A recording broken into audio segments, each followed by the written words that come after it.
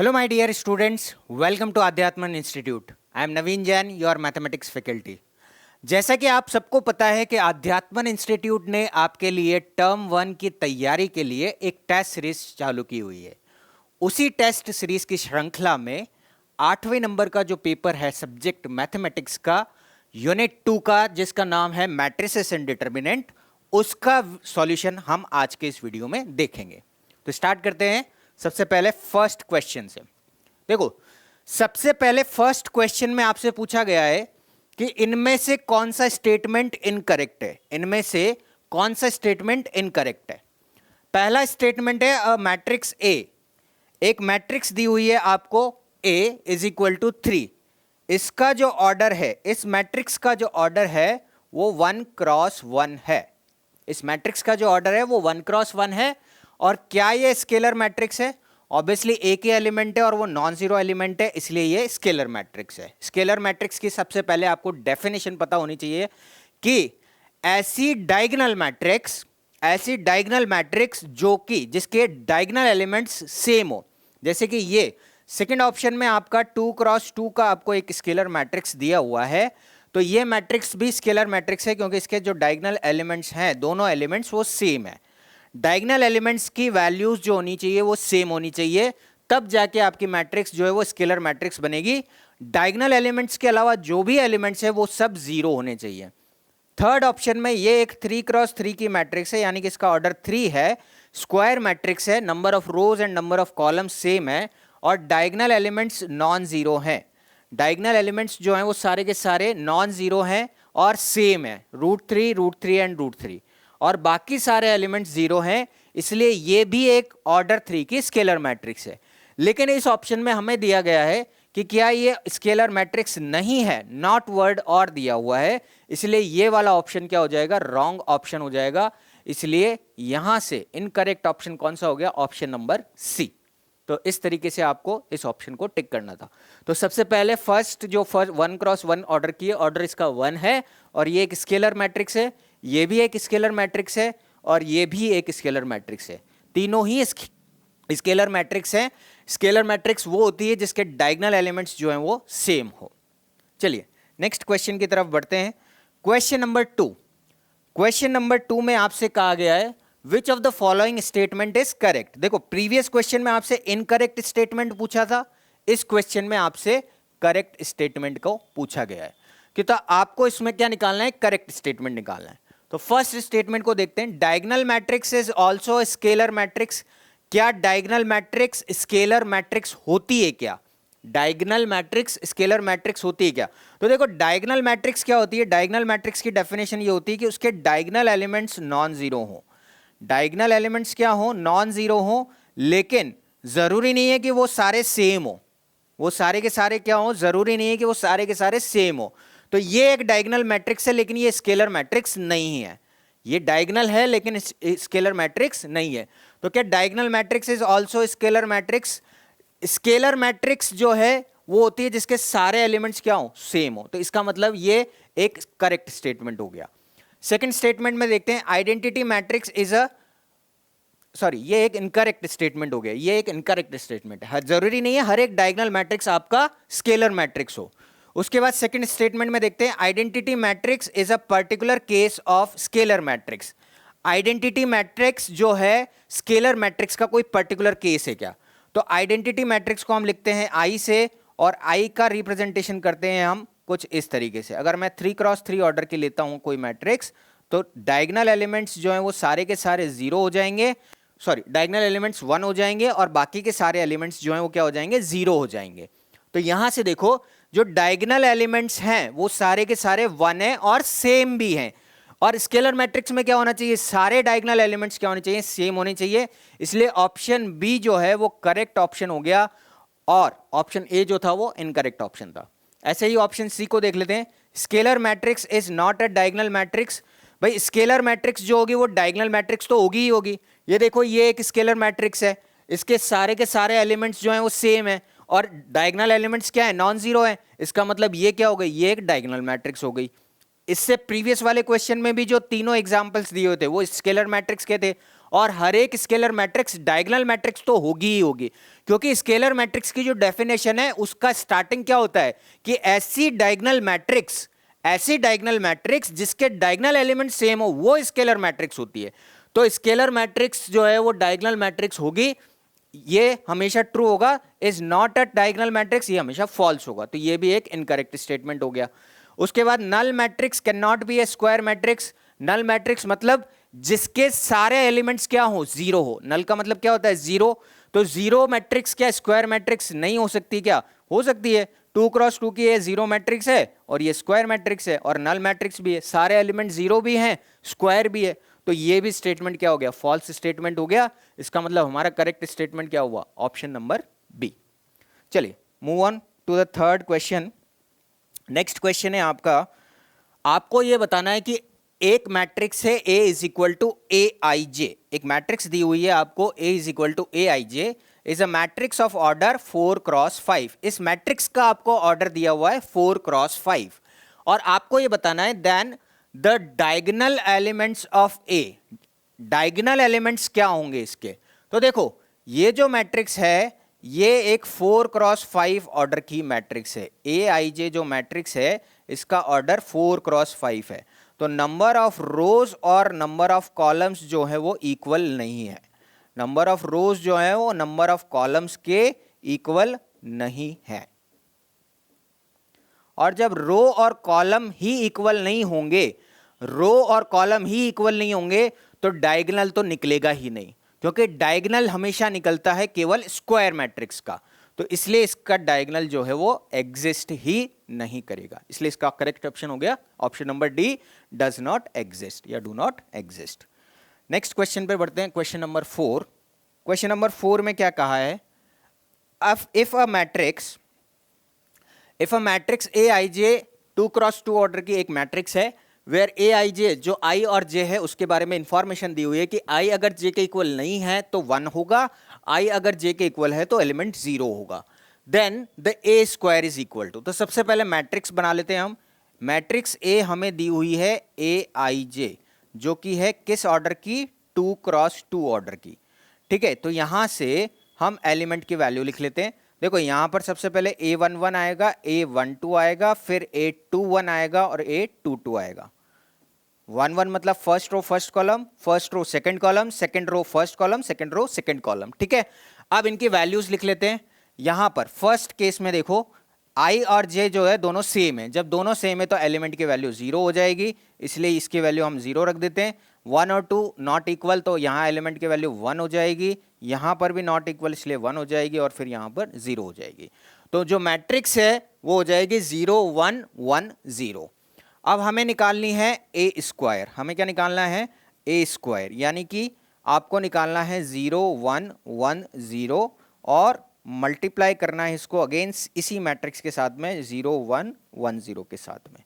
तो यहाँ से देखो, यहाँ से जब आप मैट्रिक्स का मल्टीप्लिकेशन करोगे तो क्या आएगा, देखो आपको इसमें फर्स्ट मैट्रिक्स में आपको लेफ्ट टू राइट मूव करना है, सेकंड मैट्रिक्स में टॉप टू बॉटम मूव करना है। तो देखो यहाँ से क्या आ जाएगा, 0 इंटू 0 हो जाएगा 0, प्लस 1 इंटू 1 हो जाएगा 1, 0 प्लस 1, अगेन 0 इंटू 1 0, फिर 1 into 0 again 0, again 1 into 0 0, plus 0 into 1 0, last में 1 इंटू 1 1 प्लस 0 इंटू 0 0। यानी कि ये मैट्रिक्स आपकी बनेगी 0 प्लस 1, यानी कि हो गया 1, 0 प्लस 0 हो गया 0, नेक्स्ट हो गया 0 प्लस 0 ये भी 0, और लास्ट हो गया 1 प्लस 0 ये हो गया आपका 1। तो यानी कि ये कौन सी मैट्रिक्स बनी, ये आपकी बन गई कौन सी मैट्रिक्स, आइडेंटिटी मैट्रिक्स। और आइडेंटिटी मैट्रिक्स कौन से ऑर्डर की बनी है, सेकंड ऑर्डर की आइडेंटिटी मैट्रिक्स बनी है, इसलिए इसका जो आंसर होगा वो हो जाएगा identity matrix of order 2। Order नहीं स्पेसिफाई है तो आप आई भी टिक कर सकते हैं, क्योंकि आपका जो ऑर्डर है मैट्रिक्स का वो 2x2 दिया हुआ है, इसलिए ए तो बना ही नहीं, सारे एलिमेंट 0 भी नहीं हुए, इसलिए ये भी गलत, नन ऑफ दिस हो नहीं सकता, क्योंकि आई आपका आंसर आ गया। इसलिए इसका करेक्ट आंसर क्या हो जाएगा, आई हो जाएगा। चलिए नेक्स्ट क्वेश्चन की तरफ बढ़ते हैं, क्वेश्चन नंबर 5। क्वेश्चन नंबर 5 में आपको कहा गया है if A and B are two matrices.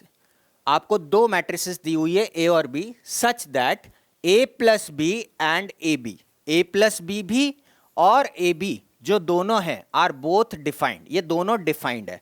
तो हम अज्यूम कर लेते हैं, मान लेते हैं हम ए का ऑर्डर जो है, ए का जो ऑर्डर है, ऑर्डर ऑफ ए वो हो गया, मान लेते हैं हम P क्रॉस Q ले लेते हैं, P उसके अंदर रो है, Q उसके अंदर कॉलम्स है। तो B का जो ऑर्डर है वो भी क्या हो जाएगा, B का जो ऑर्डर है, B मैट्रिक्स का जो ऑर्डर है वो भी P क्रॉस Q होना चाहिए, क्योंकि हमें क्या करना है, हमें A प्लस बी को डिफाइन करना है। और A प्लस बी कब डिफाइन होता है, जब A plus B is defined when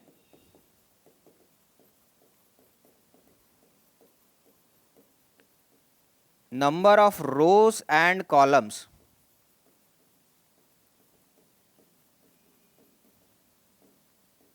in first matrix is equal to number of rows and columns of second matrix.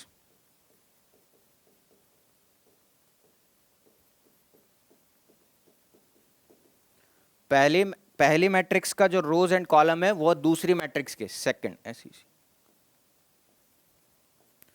Second matrix के रोज एंड कॉलम्स के इक्वल होना चाहिए, ठीक है। तो तभी आपका ये एडिशन पॉसिबल होगा। यानी कि अगर फर्स्ट का हमने ऑर्डर P क्रॉस Q लिया है तो यहां पर भी हमें क्या लेना पड़ेगा, P क्रॉस Q लेना पड़ेगा। अब देखो एडिशन के साथ साथ में मल्टीप्लिकेशन भी डिफाइंड है, और मल्टीप्लिकेशन कब डिफाइंड होता है, जब नंबर ऑफ कॉलम्स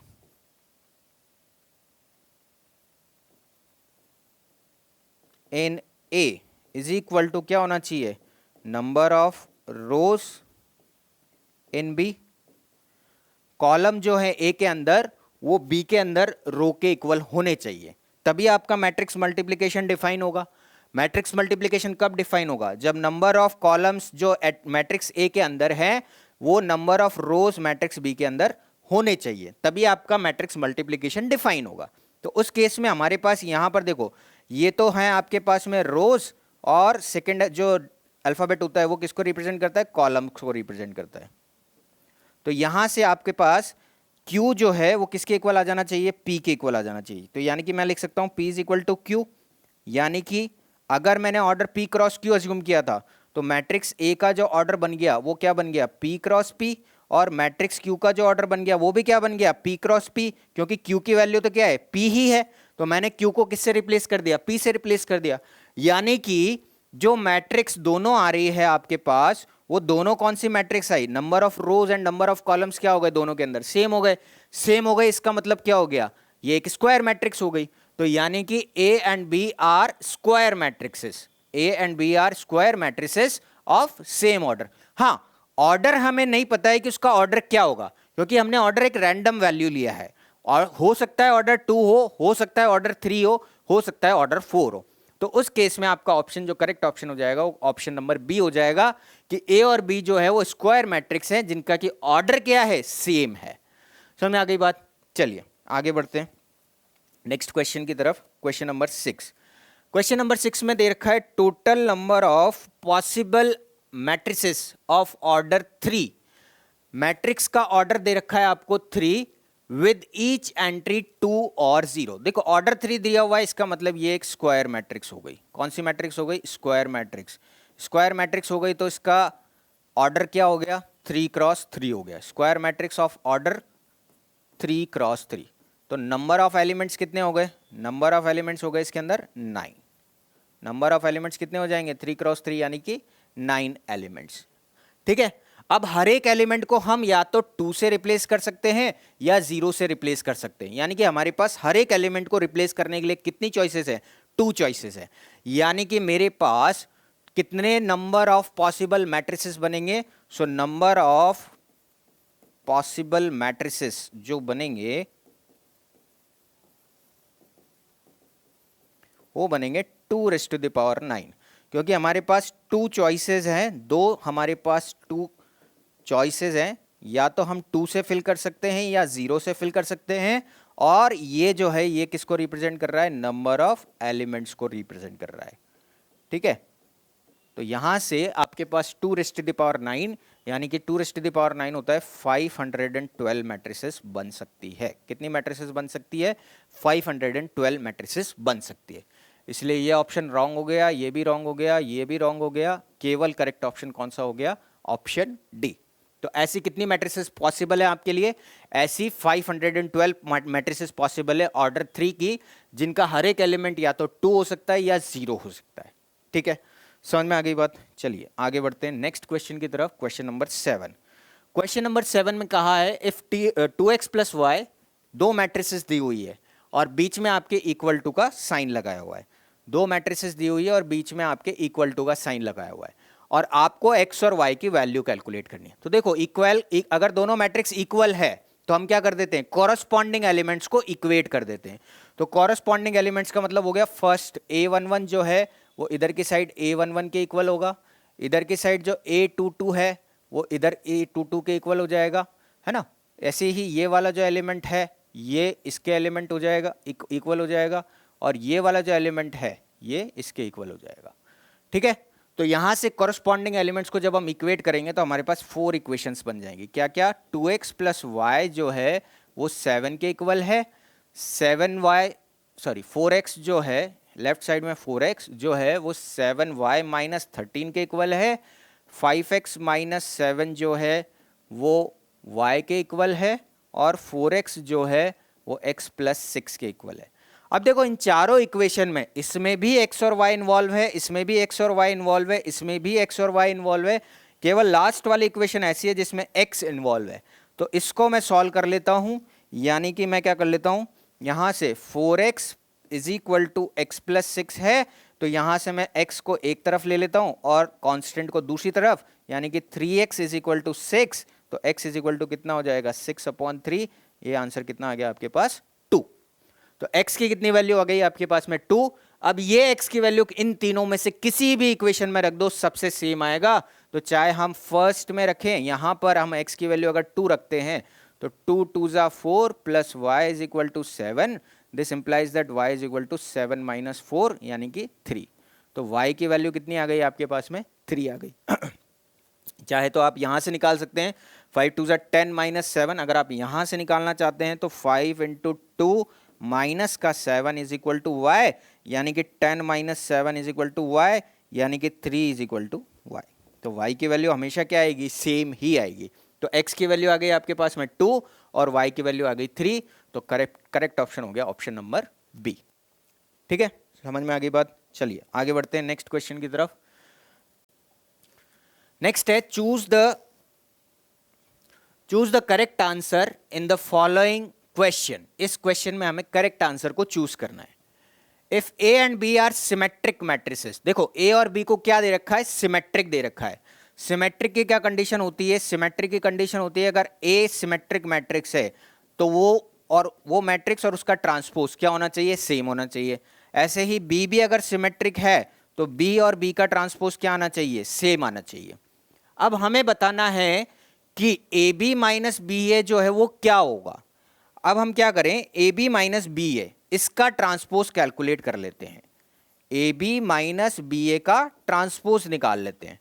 तो आपको पता है ab - ba का ट्रांसपोज निकालना है तो देखो आपको एक प्रॉपर्टी पता होगी ट्रांसपोज की, कि अगर आप x + y मैट्रिक्स का ट्रांसपोज कर रहे हैं तो आप x का अलग से ट्रांसपोज कर दो और y का अलग से ट्रांसपोज कर दो और उसके बाद ऐड कर दो। ये एक प्रॉपर्टी होती है ट्रांसपोज की। ठीक है, तो ये प्रॉपर्टी जब हम यहाँ अप्लाई करेंगे तो यहाँ हो जाएगा ए बी जो पहला मैट्रिक्स है, ये दो मैट्रिक्स का मल्टीप्लिकेशन है, उसका ट्रांसपोज माइनस बी ए का ट्रांसपोज, जो बी ए दूसरा मैट्रिक्स है उसका ट्रांसपोज हो जाएगा। ठीक है, अब यहां से देखते हैं। देखो एक प्रॉपर्टी और होती है कि अगर आप दो मैट्रिक्स के मल्टीप्लिकेशन का ट्रांसपोज निकालना है तो आप पहले बी का ट्रांसपोज करो फिर ए के ट्रांसपोज से उसको मल्टीप्लाई कर दो। ये सेकंड प्रॉपर्टी है। तो ये प्रॉपर्टी जब हम यहां अप्लाई करेंगे तो यहां आ जाएगा B transpose A transpose minus A transpose B transpose. ठीक है, अब यहां से देखो बी ट्रांसपोज किसके इक्वल है? बी के इक्वल है, क्योंकि हमें क्या दिया हुआ था? ये दोनों मैट्रिक्स सिमेट्रिक मैट्रिक्स दी हुई थी। तो यहां से मैं बी ट्रांसपोज की जगह लिख देता हूं बी, ए ट्रांसपोज की जगह लिख देता हूं ए, माइनस ए ट्रांसपोज की जगह लिख देता हूं मैं ए और बी ट्रांसपोज की जगह लिख देता हूं मैं बी। अब देखो जो हमें मिला है और जो हमें गिवन था A B minus B A, और यहां मिला है हमें B A minus A B, इन दोनों में क्या रिलेशन हो गया, इसको मैं लिख सकता हूं ए माइनस कॉमन लेके ए बी माइनस बी ए, यानी कि जो गिवन मैट्रिक्स था उसका जो ट्रांसपोज हमने निकाला है वो ओरिजिनल मैट्रिक्स के नेगेटिव के इक्वल आया है। और ऐसा कब होता है, जब मैट्रिक्स क्या हो, स्क्यू सिमेट्रिक मैट्रिक्स हो। अगर ए और ए ट्रांसपोज इक्वल हैं तो सिमेट्रिक होती है, ए और ए ट्रांसपोज नेगेटिव के इक्वल हैं तो फिर स्क्यू सिमेट्रिक होती है, और अगर दोनों ही नहीं होते हैं तो फिर वो दोनों ही नहीं होती है, ना सिमेट्रिक होती है ना ही स्क्यू सिमेट्रिक होती है। तो यहां पर जब हमने जो गिवन मैट्रिक्स थी, दो मैट्रिक्स का मल्टीप्लिकेशन पहले, फिर दोबारा मल्टीप्लिकेशन और दोनों को माइनस किया, और देखो ध्यान होगा आपको ए बी और बी ए जो है वो कभी भी इक्वल नहीं होते हैं। ए मैट्रिक्स मल्टीप्लिकेशन में ए को बी से मल्टीप्लाई कर रहे हो और बी को ए से मल्टीप्लाई कर रहे हो तो दोनों अलग अलग चीज होती है। तो यहां पर जीरो नहीं आ सकता है। अगर किसी को लग रहा है कि जीरो आंसर है तो गलत है। क्यों? क्योंकि ए बी और बी ए जो है वो इक्वल नहीं होता है, ये भी ध्यान रखना। ए बी और बी ए जो है वो इक्वल नहीं होता है, इसलिए ए बी माइनस बी ए का पहले ट्रांसपोज निकालेंगे और ट्रांसपोज निकाल के वैल्यू चेक करेंगे कि वो उसके इक्वल आ रही है या उसके नेगेटिव के इक्वल आ रही है। यहां पर देखो ये नेगेटिव के इक्वल आ रही है, इसलिए A B minus B A is equal to the negative of given matrices. That means ये कौन सी मैट्रिक्स हो गई, स्क्यू सिमेट्रिक मैट्रिक्स हो गई। समझ में आ गई बात? चलिए आगे बढ़ते हैं नेक्स्ट क्वेश्चन की तरफ। Question number 9। क्वेश्चन नंबर 9 में है if delta is equal to this one, एक मैट्रिक्स दी हुई है जिसका वैल्यू दिया हुआ है आपको डेल्टा, और लिखा हुआ है द माइनर ऑफ A22। हमें कौन सा एलिमेंट निकालना है, पहले A22 निकालना है और फिर उसका क्या निकालना है, माइनर निकालना है। माइनर निकालने का तरीका क्या है, जिस एलिमेंट का आपको माइनर निकालना है उस रो को और उस कॉलम को छोड़ दो, और जो बाकी का मैट्रिसेस बचा है उसको क्रॉस मल्टीप्लाई करके एलिमेंट की वैल्यू निकालते हैं। तो कैसे करना है, A22 सबसे पहले A22 के लोकेशन पता करते हैं, और इस डेल्टा को मैं मैट्रिक्स फॉर्म में वैल्यू को सिंप्लीफाई करके लिख लेता हूं। तो देखो 1 का स्क्वायर तो 1 हो गया, 2 का स्क्वायर 4 हो गया, 3 का स्क्वायर 9 हो गया, 2 का स्क्वायर अगेन 4 हो गया, 3 का स्क्वायर 9 हो गया, 4 का स्क्वायर 16 हो गया, 3 का स्क्वायर 9 हो गया, अगेन 4 का स्क्वायर 16 हो गया, 5 का स्क्वायर 25 हो गया। तो ये हमारे को डेल्टा गिवन है, जो स्क्वायर वैल्यूज में दी हुई थी मैंने उसको वैल्यूज में कन्वर्ट कर लिया। अब हम यहां से जब हम A22 निकालते हैं, second row second column, A22 का मतलब क्या हो गया, सेकंड रो सेकंड कॉलम। तो ये आपकी फर्स्ट रो है, ये आपकी सेकंड रो है, और ये थर्ड रो है। इधर से ये फर्स्ट कॉलम है, ये सेकंड कॉलम है, और ये थर्ड कॉलम है। तो first second row second column जो एलिमेंट आएगा वो ये वाला एलिमेंट आएगा, यानी कि हमें निकालना है माइनर ऑफ 9। किसका माइनर निकालना है, 9 का माइनर निकालना है। तो इस रो को आप छोड़ दो, इस कॉलम को आप छोड़ दो, इस रो को और इस कॉलम को छोड़ने के बाद जो मैट्रिक्स बचेगा, जो डिटर्मिनेंट आपका बचेगा, डिटर्मिनेंट की वैल्यू निकालनी होती है। तो 1 बचा, 9 बचा, नीचे 9 बचा और 25 बचा। इनकी का डिटर्मिनेंट आप कैलकुलेट कर लो, तो ये हो जाएगा 25 माइनस 9 9 जा 81। तो 25 81 में से 25 माइनस कर लो, 11 minus 5 is 6, 7 minus 2 is 5, minus का 56। तो इसका करेक्ट ऑप्शन हो गया माइनस का 56। माइनर्स में आपको कोई साइन चेंज नहीं करना होता है, जबकि को फैक्टर में लोकेशन को देखते हुए जो एलिमेंट का आप को फैक्टर निकाल रहे हैं, अगर वहां पर रो और कॉलम का एडिशन इवन है तो साइन चेंज नहीं करना है, ऑड है तो साइन चेंज करना है। ठीक है, ये मैंने क्लास में भी बताया था आप लोगों को। चलिए आगे बढ़ते हैं क्वेश्चन नंबर 10 की तरफ। क्वेश्चन नंबर 10 में है let A be a matrix of order 3 and let delta denotes the value of determinant A. तो देखो एक मैट्रिक्स है ए और उसका जो डिटर्मिनेंट है उसको डिनोट किया है हमने डेल्टा से, और मैट्रिक्स ए का जो ऑर्डर है वो 3 ऑर्डर है।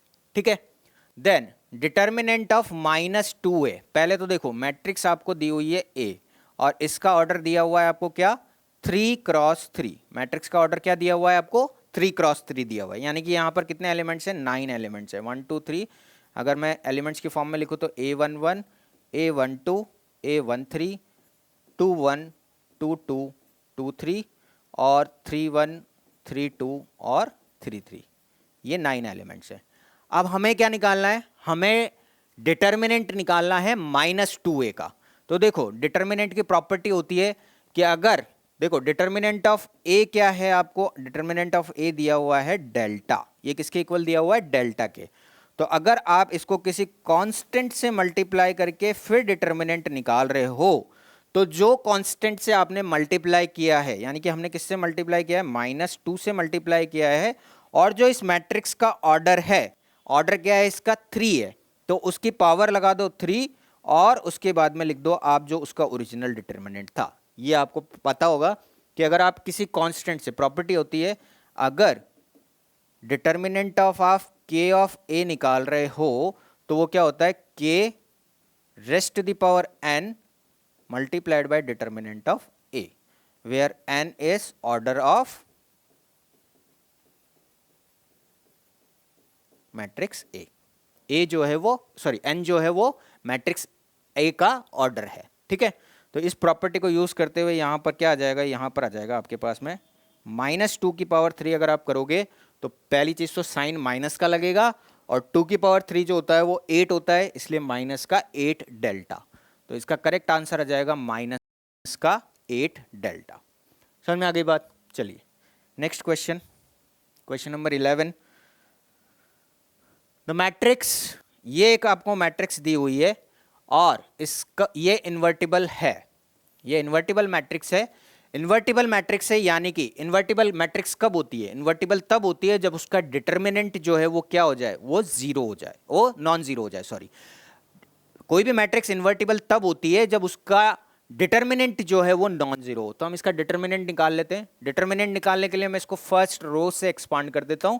फर्स्ट रो से जब आप एक्सपांड करोगे तो लैम्डा इंटू यहां से हो जाएगा 0 इंटू 2 -1 इंटू 1, ठीक है, माइनस का 1 मल्टीप्लाइड बाय इस रो को और इस कॉलम को छोड़ेंगे, इस रो को और इस कॉलम को छोड़ेंगे तो माइनस का 3 multiplied by 2 -1 multiplied by minus का 1, ठीक है। उसके बाद में लास्ट में प्लस का 4, हमने डायरेक्टली इसको डिटर्मिनेंट निकाल लिया है फर्स्ट रो फर्स्ट कॉलम से, कोई ऑपरेशन परफॉर्म नहीं किया है। तो प्लस का 4 माइनस का 3 इंटू 1 -0 इंटू माइनस का 1, ठीक है। और ये क्या नहीं होना चाहिए, ये 0 नहीं होना चाहिए। तो यहाँ से देख लो, ये तो हो गया 0, यहाँ से तो हो गया 0, ये हो गया माइनस का 1, तो यानी कि हो गया माइनस का लैम्डा, माइनस माइनस प्लस का 1 हो जाएगा, माइनस का 6 और माइनस माइनस प्लस का 1 हो जाएगा, प्लस का 4 माइनस का 3 आ जाएगा, पीछे 0 हो जाएगा, इज नॉट इक्वल्स टू 0, यानी कि माइनस का लैम्डा माइनस का 5 रह गया ये, और ये हो गया माइनस का 12 इज नॉट इक्वल्स टू 0, यानी कि माइनस का लैम्डा इज माइनस का 17 इज नॉट इक्वल्स टू 0, यानी कि lambda is not equals to -17। तो लैम्डा जो है वो 17 के इक्वल नहीं होना चाहिए इसको इन्वर्टिबल होने के लिए। अगर 17 के इक्वल हो गया लैम्डा की वैल्यू तो फिर ये इन्वर्टिबल नहीं होगी, फिर इसका डिटर्मिनेंट क्या आ जाएगा, 0 आ जाएगा, जो कि पॉसिबल नहीं है इन्वर्स निकालने में। तो कोई भी मैट्रिक्स इन्वर्टिबल तब होती है जब उसका डिटर्मिनेंट जो है वो नॉन जीरो हो, ठीक है।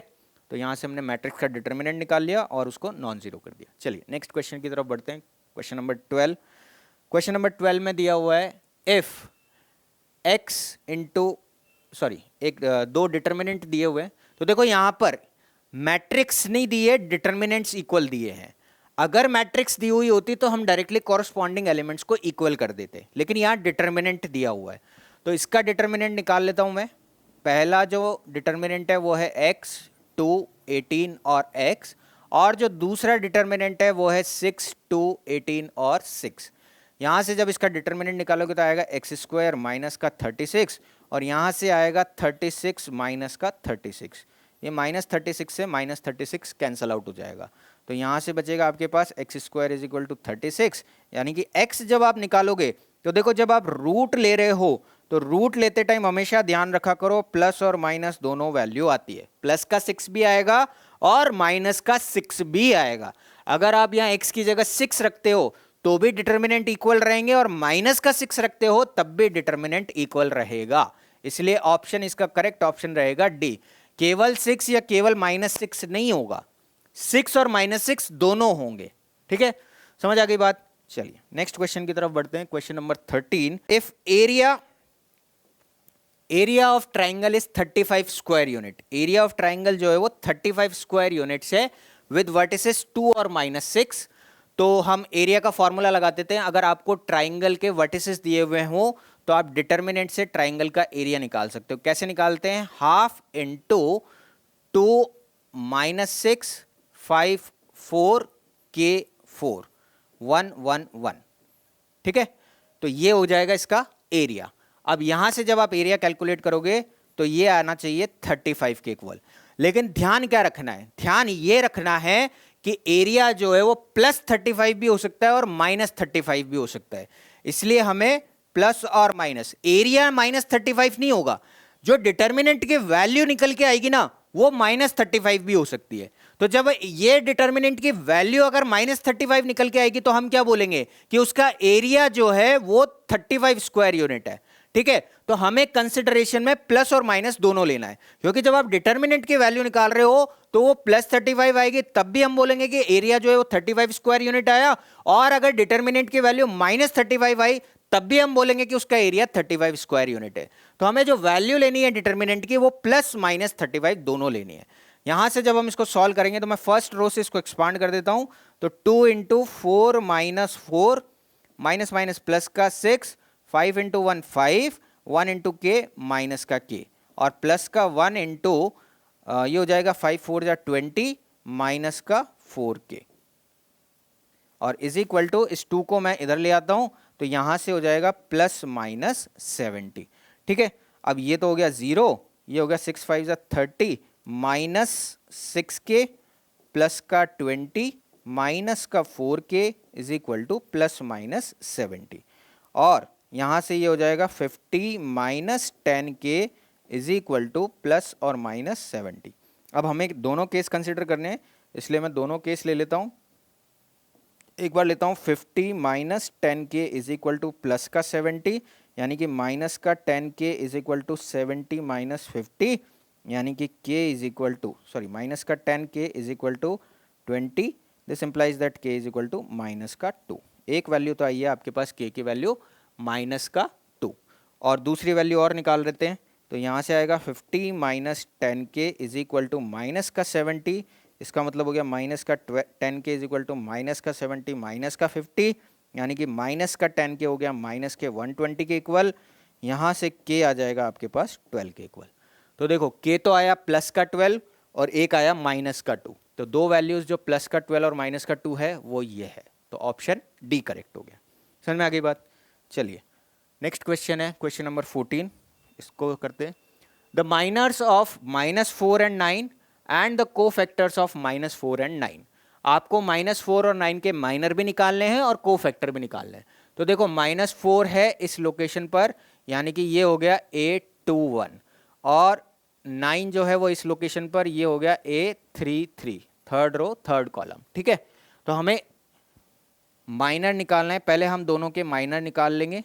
माइनर ऑफ -4, -4 के लिए इस रो को और इस कॉलम को छोड़ दो, तो यहाँ से आ गया माइनस का 18 और माइनस का 8 3 जा 24, ये आ जाएगा माइनस का 42। ठीक है, और दूसरा निकाल लेते हैं माइनर ऑफ 9।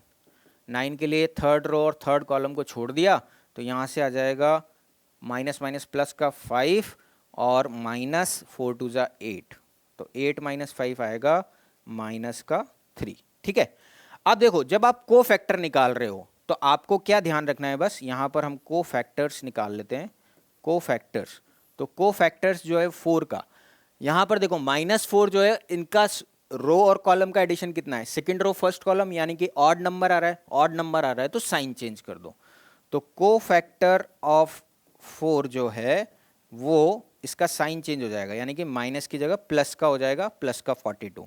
दूसरा को फैक्टर ऑफ 4 जो है वो क्या हो जाएगा, यहाँ पर आपको साइन चेंज नहीं करना है, इसलिए -3 की जगह -3 रहेगा। साइन चेंज क्यों नहीं हुआ? क्योंकि यहाँ पर रो और कॉलम का जो एडिशन है, इस लोकेशन पर रो और कॉलम का जो एडिशन है वो इवन आ रहा है, इसलिए साइन चेंज नहीं किया।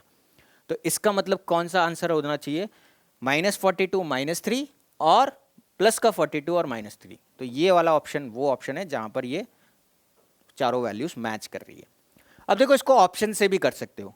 आपको केवल क्या करना है, कैलकुलेशन नहीं करनी है। अगर कैलकुलेशन का टाइम बचाना है तो देखो क्या करना है, आपको पहले इसका देखो -4 का जो माइनर होगा और जो को फैक्टर होगा उन दोनों के साइन में चेंज होना चाहिए। तो फर्स्ट वाले में देखो साइन चेंज है, इसमें भी साइन चेंज है, इन दोनों में भी साइन चेंज है और इन दोनों में साइन चेंज नहीं है। तो इसका मतलब ये वाला ऑप्शन तो आपका क्या हो गया, क्रॉस हो गया। साइन चेंज से आप ऑप्शन निकाल सकते हो, रिजेक्ट कर सकते हो। तो जिसमें साइन चेंज नहीं हो रहा है वो ऑप्शन तो रिजेक्ट हो गया, तो यानी कि एक ऑप्शन तो आपका यहां से कम हो गया। दूसरा क्या है, इसमें साइन चेंज होगा या नहीं होगा? इसमें साइन चेंज नहीं होगा। तो यहां देखो, यहां पर साइन चेंज नहीं है, यहां पर भी साइन चेंज नहीं है, यहां पर भी साइन, यहां पर साइन चेंज है। इसका मतलब ये वाला ऑप्शन भी क्या हो गया, रॉन्ग हो गया। अब देखो, दो ऑप्शन तो आपके रॉन्ग हो गए, सी और डी तो आपका रॉन्ग हो गया, बचा ए या बी हो सकता है। उसके लिए आप किसी एक एलिमेंट को निकाल लो, और एलिमेंट वो निकालो जो दोनों में अलग अलग है। जैसे मान लीजिए यहाँ 42 है और यहाँ -42 है, तो आप केवल ये वाला वैल्यू कैलकुलेट कर लो, आपका आंसर वहीं से मैच हो जाएगा। ये अगर +42 आता तो ये आंसर टिक कर देते, ये अगर -42 आया तो हमने ये वाला आंसर टिक किया। तो यहाँ पर अभी -42 आया, इसलिए ऑप्शन बी करेक्ट ऑप्शन है। चलिए नेक्स्ट क्वेश्चन की तरफ बढ़ते हैं। क्वेश्चन नंबर 15, इसमें दिया है लॉग, एक मैट्रिक्स दी हुई है और डिटर्मिनेंट ऑफ ए जो दिया हुआ है वो 2 दिया हुआ है। तो निकाल लेते हैं, इसका डिटर्मिनेंट निकालना है। तो log ऑफ x माइनस का 1 माइनस का log x, ये माइनस का log x है और 2 है, ठीक है, इज इक्वल टू 2 दे रखा है। डिटर्मिनेंट ऑफ दिस मैट्रिक्स जो है वो 2 दे रखा है। यहाँ से डिटर्मिनेंट निकाल लेते हैं, 2 log x, और ये log जो होता है अगर कोई डिफाइंड नहीं है तो नेचुरल log होता है, ठीक है। तो 2 log x माइनस का log x is equal to 2, यहाँ से आ जाएगा log x is equal to 2, 2 log x में से 1 log x जाएगा तो 1 log x बचेगा, और बेस इसका नेचुरल है इसलिए x जो हो जाएगा वो e² हो जाएगा। तो इसका आंसर हो गया x is equal to e², यानी कि option number B. Next question, ये वैल्यू आपको बतानी किसके इक्वल है। तो देखो, इसका डायरेक्ट डिटर्मिनेंट निकाल लेते हैं। तो cos 15 cos 75 minus sine 15 sine 75, तो cos a cos b minus sine a sine b, ये जो फॉर्मूला होता है ये cos a प्लस b का होता है, यानी कि 15 प्लस 75। cos में क्या होता है, a प्लस में माइनस आता है, माइनस में प्लस आता है और उल्टा आता है, ठीक है। तो अगर आपको ट्रिग्नोमेट्रिक फार्मूला याद होगा तो उसके according cos a plus b का है, तो यहाँ से हो जाएगा cos 90, और cos 90 क्या होता है, 0, इसलिए इसका ऑप्शन हो जाएगा बी ऑप्शन, ठीक है। समझ में आ गई बात। चलिए नेक्स्ट क्वेश्चन, ये आपको एक इक्वेशन दी हुई है a² माइनस a प्लस का i इज इक्वल टू 0, और आपको इनवर्स निकालना है। तो देखो, यहाँ से देखो, आपको इक्वेशन दी हुई है a² माइनस का a प्लस का i इज इक्वल टू 0, और आपको a इनवर्स निकालना है। तो इस इक्वेशन को किससे डिवाइड कर दो, इस इक्वेशन को a से डिवाइड कर दो। तो a से जब आप डिवाइड करोगे तो क्या आ जाएगा, a² upon a minus a upon a plus i upon a is equal to 0, ठीक है। तो यहाँ से देखो, a² से एक कैंसिल हो जाएगा तो क्या बचेगा, a बचेगा, a से a कैंसिल हो जाएगा तो आइडेंटिटी मैट्रिक्स बचेगी, और a में जब आइडेंटिटी मैट्रिक्स में a का जब डिवाइड कर देते हैं तो a इनवर्स आता है, ठीक है। तो a inverse is equal to 0। यहाँ से a इनवर्स हमें निकालना है, i को जब आप उधर भेजोगे तो माइनस से प्लस हो जाएगा, और a को जब आप उधर भेजोगे तो प्लस से माइनस हो जाएगा। तो a is equal to a inverse is equal to i minus a, यानी कि कौन सा ऑप्शन हो गया, a माइनस आई या i माइनस a वाला ऑप्शन करेक्ट हो गया। समझ में आ गई बात, ठीक है। चलिए next question, inverse of the matrix. अब देखो, ये क्वेश्चन वैसे कैलकुलेशन वाला है और थोड़ा लेंथी भी है, तो यहाँ पर अपना दिमाग ज़्यादा लगाना है। आपको क्या निकालना है, इस मैट्रिक्स का इनवर्स निकालना है। तो आपको क्या निकालना पड़ेगा, देखो इनवर्स का फॉर्मूला क्या होता है, A inverse is equal to 1 upon determinant of A multiplied by adjoint of A, ठीक है। तो आपको क्या निकालना पड़ेगा, पहले एडजॉइंट मैट्रिक्स निकालना पड़ेगा। अब एडजॉइंट मैट्रिक्स निकालने के लिए आप पूरी मैट्रिक्स मत निकालो, आप केवल ऐसा एलिमेंट ढूंढो जो अलग अलग आ रहा हो सब चारों ऑप्शन में। तो देखो फर्स्ट एलिमेंट चारों ऑप्शन में सेम है, तो मैं फर्स्ट एलिमेंट नहीं निकालूंगा। फिर सेकंड एलिमेंट देखो यहां पर 2 है, यहां -3 है, यहां 2 है, यहां -3 है, तो ये मैं एलिमेंट निकालूंगा तो मेरे दो ऑप्शन रिजेक्ट हो जाएंगे। समझ में आ रही है बात। उसके बाद एक और ऑप्शन अगर आप देखोगे तो ये वाला जो एलिमेंट है, देखो ये वाला तो 3 है, यहाँ 5 है, यहाँ 5 है, तो ये दोनों दो जगह सेम आ रहा है, तो पहले हम ये सेकंड एलिमेंट निकालते हैं। और एक चीज और, ये एलिमेंट किसका कोफैक्टर होगा, पहले तो ये कोफैक्टर होगा किसका, एडजॉइंट में क्या आते हैं, कोफैक्टर्स आते हैं, एडजॉइंट मैट्रिक्स में क्या आता है, कोफैक्टर्स आता है। तो हमें कोफैक्टर निकालना है इस वाली लोकेशन का, यानी कि इस वाली लोकेशन का। तो इस वाली लोकेशन का नहीं निकालेंगे। एक्चुअल में क्या होता है, जब कोफैक्टर निकालते हैं तो उसके बाद ट्रांसपोज भी करते हैं। एडजॉइंट करने के लिए हम क्या करते हैं, ट्रांसपोज भी करते हैं। तो ये वाली लोकेशन जो है ये कब आएगी, जब हम इस वाली लोकेशन का ट्रांसपोज करेंगे तब। यानी कि हमें एक्चुअली कैलकुलेट करना है ये दोनों एलिमेंट, ठीक है। तो यहां से जब आप एडजॉइंट निकालोगे तो एडजॉइंट निकालने के लिए आप पहले निकालोगे कोफैक्टर ऑफ -2, कोफैक्टर ऑफ -2। देखो -2 का कोफैक्टर क्या आ जाएगा, पहले -2 का कोफैक्टर निकाल लेते हैं। तो -2 का कोफैक्टर निकालने के लिए ये रो और ये कॉलम छोड़ देंगे, तो यहाँ आएगा आपके पास में -4 और +2, यानी कि ये आ गया -2। और ये यहाँ पर लोकेशन जो है वो ऑड है, मतलब यहाँ से क्या होना है, साइन चेंज करना है आपको, क्योंकि यहाँ पर लोकेशन क्या है इसकी A12, 12 का मतलब ऑड नंबर, तो यानी कि यहाँ पर आपको क्या करना है, इसका साइन चेंज करना है, तो ये प्लस हो जाएगा। तो माइनस की जगह क्या आ जाएगा, ये प्लस आ जाएगा। प्लस क्यों आएगा, क्योंकि आपको इसका साइन चेंज करना है, इसलिए ये आ गया +2।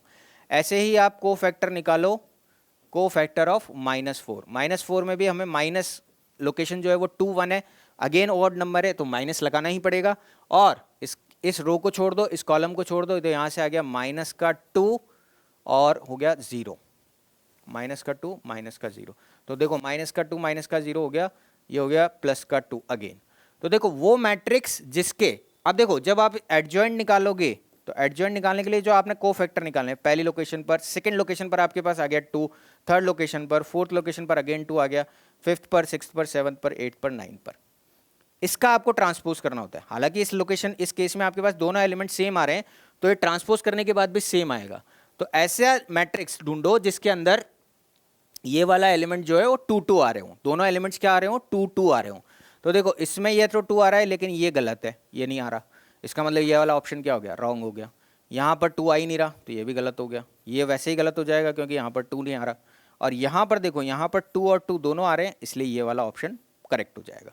तो जरूरी नहीं है कि आप पूरी मैट्रिक्स, पूरी इनवर्स मैट्रिक्स निकालो, आप कोई सा भी एक एलिमेंट चूज कर सकते हो जो कि अलग अलग आ रहा हो। देखो जैसे यहां पर देखो, ये 3 है, ये 5 है, ये 4 है, ये 4 है, तो आप कोई सा भी एक एलिमेंट उसका कोफैक्टर निकाल के ट्रांसपोज करोगे, तो देखो ये वाला एलिमेंट की पोजीशन कभी भी चेंज नहीं होगी ट्रांसपोज निकालने के बाद भी। तो आप चाहे तो ये वाला एलिमेंट भी निकाल सकते हो। तो जब आप ये एलिमेंट निकालोगे तो क्या आना चाहिए, 5 आना चाहिए। चेक कर लेते हैं एक और एलिमेंट क्रॉस वेरीफाई करने के लिए। तो यहाँ से देखो, यहाँ से क्या निकाल रहे हैं अपन, इस वाले एलिमेंट का कोफैक्टर निकाल लेते हैं। तो इस वाले एलिमेंट के केस में ये वाली रो छूट जाएगी, ये वाला कॉलम छूट जाएगा, तो 3 आएगा सबसे पहले। तो कोफैक्टर ऑफ 1 वो क्या हो जाएगा, 3 माइनस, यहाँ से आ जाएगा 3 और माइनस माइनस प्लस का 2 हो जाएगा, यानी कि क्या आ जाएगा, 5 आ जाएगा। यानी कि इस लोकेशन पर 5 आएगा और ये हमेशा यहीं रहेगा, ये चेंज नहीं होगा।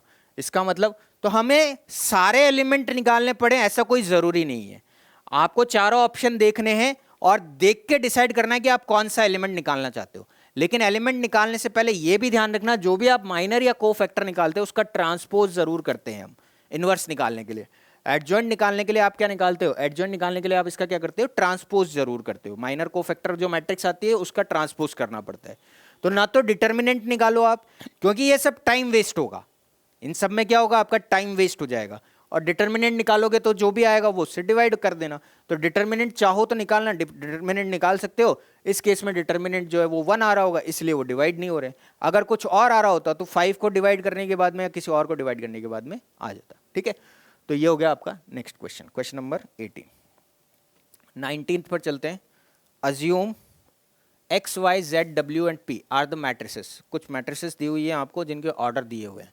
तो देखो एक्स का मैट्रिक्स दिया हुआ है आपको इसको मैं इस तरीके से लिख लेता हूँ, x का जो ऑर्डर दिया हुआ है वो दिया हुआ है 2 क्रॉस n, ठीक है। उसके बाद y का जो दिया हुआ है वो दिया हुआ है 3 क्रॉस k। उसके बाद में z है, z का जो ऑर्डर है वो है आपके पास में 2 क्रॉस p। उसके बाद में है w, w का है n क्रॉस 3। उसके बाद में है p, p का जो ऑर्डर है वो है p क्रॉस k। और आपको निकालना है the restrictions on and k and p that P Y plus W Y, ये एग्जिस्ट करना चाहिए, विल बी डिफाइंड। तो देखो पी वाई क्या हो गया, p और y को मल्टीप्लाई कर रहे हो, तो पी वाई कहाँ है, p ये रहा, p मैट्रिक्स ये है, और y कहाँ है, ये है। तो यानी कि इसके अंदर जो कॉलम्स हैं वो इसके अंदर रो के इक्वल होना चाहिए, यानी कि k किसके इक्वल आना चाहिए, फॉर पी वाई k किसके इक्वल आना चाहिए, 3 के इक्वल आना चाहिए, पहली चीज़ हो गई। तो इसका ऑर्डर क्या हो जाएगा, p का ऑर्डर जो हो जाएगा वो चेंज होके क्या हो जाएगा, p क्रॉस 3, और इसका ऑर्डर क्या हो जाएगा, ये तो 3 है ही सही, तो 3 क्रॉस k, ये तो सेम ही रहेगा, ठीक है। तो पी वाई के लिए आपका k क्या हो जाना चाहिए, 3 हो जाना चाहिए। इसी तरीके से डब्ल्यू वाई, डब्ल्यू कहाँ है, डब्ल्यू ये रहा, n क्रॉस 3, तो 3 किसके आना चाहिए, 3, ये तो सेम ही है, 3 3 के इक्वल है। तो number of row sorry columns जो है वो सेकंड रो मैट्रिक्स में नंबर ऑफ रोज के इक्वल है, तो डब्ल्यू वाई तो इक्वल हो गया। अब पी वाई का ऑर्डर बना आपके पास में p क्रॉस 3, पी वाई का जो ऑर्डर बना वो क्या बना आपके पास में p क्रॉस 3, प्लस करना है आपको डब्ल्यू वाई का जो ऑर्डर बना वो बना 3 क्रॉस के यहाँ से, और यहाँ से बना n क्रॉस 3। तो यानी कि बनेगा आपके पास जो ऑर्डर निकल के आएगा वो आएगा, w को पहले लिखना है, इसका मतलब n क्रॉस के आएगा। तो यहाँ से आ जाएगा डब्ल्यू वाई का जो ऑर्डर आएगा वो n क्रॉस के आ जाएगा, 3 वाला तो हट जाएगा और n क्रॉस के आ जाएगा। अब इन दोनों को ऐड करना है, ऐड करने का मतलब देखो ये वाली वैल्यू और ये वाली सेम होनी चाहिए, यानी कि k किसके इक्वल आना चाहिए, 3 के इक्वल आना चाहिए, जो तो ऑलरेडी आ चुका है, ठीक है। तो यानी कि आपका क्या होना चाहिए, n जो है वो किसके इक्वल आना चाहिए, p के इक्वल आना चाहिए। तो दूसरी कंडीशन क्या हो गई, n और p क्या होने चाहिए, इक्वल होने चाहिए। तो यहाँ से देख लो कौन से ऑप्शन में k की वैल्यू 3 है और n p के इक्वल है। तो पहला ही ऑप्शन वो है जिसमें k 3 है और p और n दोनों इक्वल है, तो यहाँ से क्या हो जाएगा, ये फर्स्ट ऑप्शन आपका करेक्ट आंसर हो जाएगा। चलिए नेक्स्ट क्वेश्चन, क्वेश्चन नंबर 20 में देखो क्या दिया हुआ है, एक मैट्रिक्स दी हुई है और आपको निकालना है a इंटू ए ट्रांसपोज। तो matrix a into A transpose करना है आपको, तो a को तो लिख लो आप एज इट इज, यानी कि cos x माइनस का sin x और cos x, ठीक है। और इसका ट्रांसपोज करना है तो यहाँ पर हो जाएगा cos x माइनस का sin x, ठीक है, और यहाँ से हो जाएगा sin x और cos x, और इन दोनों को क्या कर दो आप, मल्टीप्लाई कर लो। मल्टीप्लाई करते टाइम इधर आपको लेफ्ट टू राइट जाना है, इधर आपको टॉप टू बॉटम जाना है। तो cos into cos square X, minus sine into minus sine, minus minus plus हो जाएगा sine square X, cos into sine cos x sine X, minus sine into cos, minus का sine X cos x, इधर आ जाओ sine into cos sine X cos x, यहाँ आ जाएगा cos into sine minus का cos x into sine X, sine into sine sine square X, plus cos into cos square x. तो देखो sine square plus cos square होता है 1, इसलिए ये हो गया 1, ये दोनों आपस में कट जाएंगे तो हो जाएगा 0, ये दोनों आपस में कट जाएंगे तो हो जाएगा 0, और sine square plus cos square होता है 1, इसलिए आ गया 1 0 0 1। 1 0 0 1 किस में आ रहा है, यानी कि ये कौन से ऑर्डर की आइडेंटिटी मैट्रिक्स हो गई, आई सेकंड ऑर्डर की। तो ये हो गया आपका करेक्ट आंसर, यानी कि सेकंड ऑर्डर की आइडेंटिटी मैट्रिक्स। चलिए क्वेश्चन नंबर 21, 3 मैट्रिसेस दी हुई है, आपको निकालना है x की वैल्यू। तो देखो सबसे पहले मैं इन दोनों को मल्टीप्लाई करूंगा, फिर उसके बाद मैं इन दोनों को मल्टीप्लाई करूंगा, क्योंकि बीच में मल्टीप्लिकेशन दिया हुआ है। तो सबसे पहले ये है आपके पास में 3 क्रॉस 3 ऑर्डर की, और ये है 3 क्रॉस 1 ऑर्डर की। तो जो आपके पास रिजल्ट निकल के आएगा वो आएगा 3 क्रॉस 1 ऑर्डर का, और इसको मैं एज इट इज़ छोड़ रहा हूँ 1x और 1 को, इसका साइज़ है 1 क्रॉस 3, ठीक है। तो यहाँ से आपके पास में आ जाएगा क्या, और ये इक्वल टू 0 के दिया हुआ है तो 0। अब इनकी वैल्यू लिख लेते हैं, यहाँ से हो जाएगा 1 into x plus 2 into 1 2 plus 3 into minus का 2 माइनस का 6, ठीक है। 0 into x 0, 5 into 1 5, 1 into minus का 2 माइनस का 2, 0 into x 0, 3 into 1 3, 2 into minus का 2 माइनस का 4, ठीक है। यहाँ से हो जाएगा ये चीज़। अब ये आप मल्टीप्लाई कर लो पहले सिंप्लीफाई करके, तो यहाँ से हो जाएगा x माइनस का 4, यहाँ हो जाएगा 3, और 3 माइनस 4 हो जाएगा माइनस का 1, और ये आना चाहिए 0 के इक्वल। अब इसको मल्टीप्लाई कर लेते हैं, तो x minus 4 into 1 x minus 4 हो जाएगा। उसके बाद में x इंटू 3 प्लस का 3x हो जाएगा, और माइनस का 1 हो जाएगा। तो यहाँ से देखो क्या आ जाएगा आपके पास में, x प्लस 3x टोटल हो गया 4x, माइनस का 4 और माइनस का 1 टोटल हो गया माइनस का 5 इज इक्वल टू 0, यानी कि x आ गया क्या आपके पास में 5 डिवाइडेड बाय 4। तो करेक्ट ऑप्शन क्या हो गया, C 5/4, ठीक है। समझ आ गई बात। तो आपको केवल मैट्रिक्स को मल्टीप्लाई करके और इक्वेट करना है 0 के। यहाँ से ये अपने पास जो एलिमेंट आएगा ये 1 क्रॉस 1 का आएगा, ठीक है, क्योंकि इसका जो साइज़ है वो 1 क्रॉस 3 है, और इसका जो साइज़ है वो 3 क्रॉस 1 है। तो जो रिजल्टेंट मैट्रिक्स मिलेगा वो 1 क्रॉस 1 का मिलेगा। चलिए आगे बढ़ते हैं next question. Question number 21, case study दिया हुआ है। तो केस स्टडी में आपको पहले इसको स्टडी करना है। Manjeet wants to donate a rectangular plot of land for a school in his village. When he was asked to give dimensions of the plot, he told that if its length is decreased by 50 metre, देखो length को अगर आप 50 metre से decrease कर रहे हो और breadth को आप इंक्रीज कर रहे हो 50 मीटर से, तो लेंथ और वेड्थ को हम पहले अज्यूम कर लेते हैं। वैसे दिया हुआ है फिगर में, लेंथ जो है वो x है, विड्थ जो है वो y है। तो हमने ले लिया लेंथ जो है वो x है और विड्थ जो है वो y है। तो जब लेंथ को मैं क्या कर रहा हूँ, dimensions, length is decreased, length को मैं डिक्रीज कर रहा हूँ 50 से, है ना, और विड्थ को भी किससे डिक्रीज कर रहा हूँ 50 से। तो width is also decrease, sorry width को इंक्रीज कर रहा हूँ मैं, तो विड्थ को इंक्रीज किया 50 से, then it's area will remain same. तो एरिया जो है वो एक्स वाई था पहले, यहाँ से देखो यहाँ से एरिया क्या आ जाएगा आपके पास में एक्स वाई, तो एक्स वाई जो एरिया आ रहा है वही एक्स वाई बाद में भी आ गया। तो यहाँ से अब आप इसको मल्टीप्लाई कर लो पहले, तो x into Y x Y plus का 50 इंटू एक्स माइनस का 50 इंटू वाई और माइनस का 2500 is equal to y, x y आ जाएगा। एक्स वाई से एक्स वाई कैंसिल, तो यहाँ से 50 कॉमन लोगे तो बचेगा x माइनस वाई माइनस 5 5 ज़ा 25 और बचेगा 50, हो गया 2500। तो यहाँ से आ गई आपके पास में equation x minus Y is equal to 50, ये फर्स्ट इक्वेशन आ गई, ठीक है। चलिए सेकंड इक्वेशन के लिए क्या कह रखा है उसने, if length is decreased bye 10, length को हमें 10 से डिक्रीज करना है। तो देखो लेंथ को हमें क्या करना है x माइनस 10 करना है, और विड्थ को किससे डिक्रीज करना है 20 से, तो y माइनस 20 हो गया, और एरिया जो है वो डिक्रीज हो जाएगा 5300 से, यानी कि जो ओरिजिनल एरिया था उसमें 5300 का डिक्रीमेंट आ जाएगा। इसको वापस से आप जब कैलकुलेट करेंगे तो इक्वेशन बना सकते हैं इससे वापस, यहाँ से आ जाएगा आपके पास में एक्स वाई माइनस का 20x माइनस का 10y और माइनस माइनस प्लस का 200 इज इक्वल टू 5300, माइनस का 5300 और प्लस का एक्स वाई से एक्स वाई कैंसिल, यहाँ से हो जाएगा आपके पास में माइनस का 20x माइनस का 10y, इस प्लस के 200 को जब मैं उधर लेके जाऊँगा तो माइनस का बनेगा, तो माइनस का 5500, ठीक है।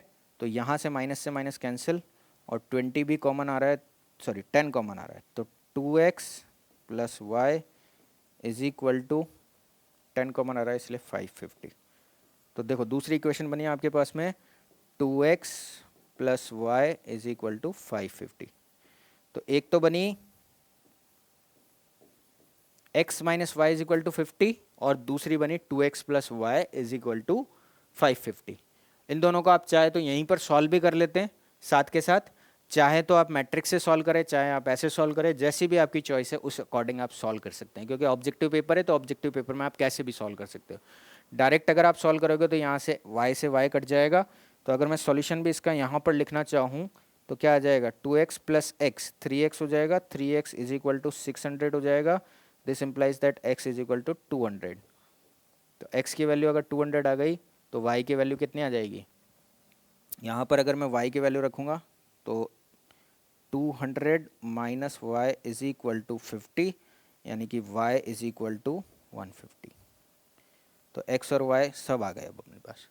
ठीक है, तो चाहे आप ऐसे सॉल्व करें चाहे कैसे भी सॉल्व करें, अब आप टिक कर दीजिए आंसर्स। तो इक्वेशन ध्यान रखना, x minus Y is equal to 50 पहली इक्वेशन है, दूसरी equation 2x plus Y is equal to 550 है। चलिए आगे बढ़ते हैं नेक्स्ट क्वेश्चन की तरफ। तो पहली इक्वेशन आई थी आपके पास में पहली इक्वेशन आई थी आपके पास में x minus Y is equal to 50 और 2x plus Y is equal to 550। तो कौन सी इक्वेशन आई आपके पास में, x minus Y is equal to 50 और 2x plus Y is equal to 550। ठीक है, तो ये पहली इक्वेशन हो गई। उसके बाद में सेकेंड जो क्वेश्चन है, नेक्स्ट जो क्वेश्चन है, द वैल्यू ऑफ x की जो वैल्यू है वो बतानी है आपको। तो x की वैल्यू हमारे पास में 200 आई है। तो x की वैल्यू हमारे पास में 200 आई थी, तो हमने 200 को टिक कर दिया। उसके बाद में नेक्स्ट में बताना है आपको वैल्यू ऑफ y की जो वैल्यू आई है हमारे पास 150 आई है, इसलिए 150 आंसर हो जाएगा। और लास्ट क्वेश्चन है विच ऑफ द फॉलोइंग। तो ये मैट्रिक्स फॉर्म में रिप्रेजेंट करना है। मैट्रिक्स फॉर्म में रिप्रेजेंट करने के लिए आप क्या करो, इसको इक्वेशंस लिख लो। पहली इक्वेशन थी x minus Y is equal to 50, दूसरी इक्वेशन थी 2x प्लस का y इज इक्वल टू 550। इसको मैट्रिक्स फॉर्म में रिप्रेजेंट करने के लिए क्या लिखते हैं हम, x का कोएफिशिएंट 1, y का कोएफिशिएंट -1, नीचे वाली इक्वेशन में x का कोएफिशिएंट 2 और y का कोएफिशिएंट। x और y का कोएफिशिएंट मैट्रिक्स की फॉर्म में रिप्रेजेंट कर देते हैं। इसका साइज़ है 2x2। उसके बाद वेरिएबल्स के मैट्रिक्स बनाते हैं, वो है आपका 2x1। इसको आप 1x2 नहीं लिख सकते हैं, अदरवाइज मैट्रिक्स का मल्टीप्लिकेशन पॉसिबल नहीं होगा, है ना। इसलिए इसको एक्स वाई कॉलम की फॉर्म में लिखना पड़ेगा और इक्वल टू में 50 और 550। तो ये वाला ऑप्शन तो वैसे ही रॉन्ग हो गया क्योंकि -550 और 50 है, बाकी तीन में 50 और 550 है। अब देख लो 1 -1 2 और 1, तो यही ऑप्शन है 1 -1 2 और 1। यहाँ -1 नहीं है इसलिए गलत हो गया, यहाँ पर -1 यहाँ पर है इसलिए गलत हो गया। तो ऑप्शन नंबर ए करेक्ट हो गया। ठीक है, तो ये आपका पूरे पेपर का सॉल्यूशन था। आई होप आपको सारे क्वेश्चंस समझ में आ गए होंगे। और इसी तरीके की वेब जो टेस्ट सीरीज है उसके लिए आप अध्यात्मन इंस्टीट्यूट के यूट्यूब चैनल को सब्सक्राइब कीजिए, लाइक कीजिए। Thank you for watching the video. Have a nice day.